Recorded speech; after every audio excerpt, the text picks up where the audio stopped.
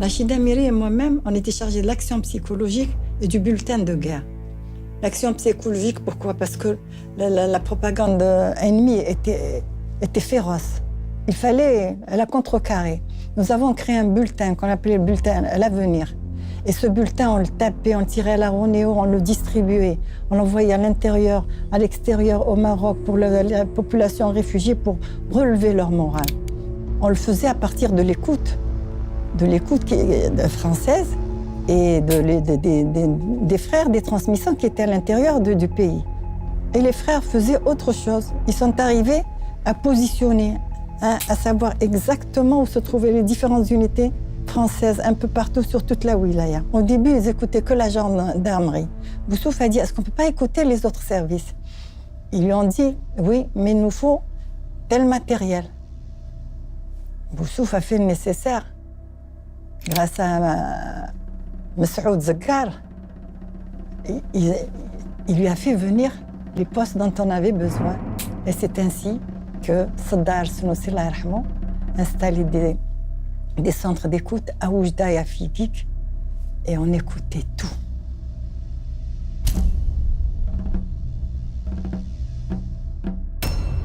Un convoi militaire tombe dans une embuscade tendue par une section de l'ALN.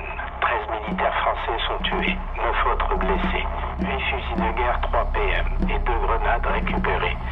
5 véhicules sérieusement endommagés.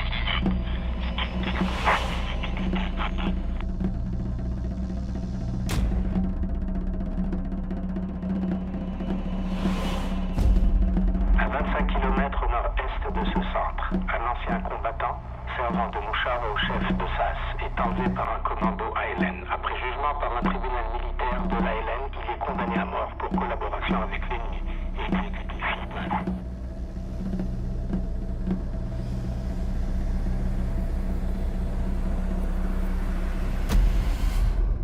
À 9 km au sud de Gambetta, un type militaire est complètement détruit par l'explosion d'une mine de forte puissance. Les occupants, un officier et 3 militaires sont carbonisés.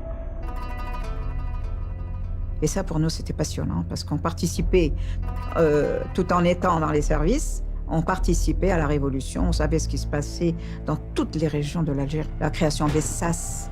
L'ennemi voulait avoir la population en les attirant avec des dons pour amadouer le peuple. On lui donne de la nourriture, on lui donne des chewing-gums, des bonbons. Donc il fallait signaler tout ça pour que nos moudjahidines soient vigilants et sachent ce qui se passe dans chaque région du pays.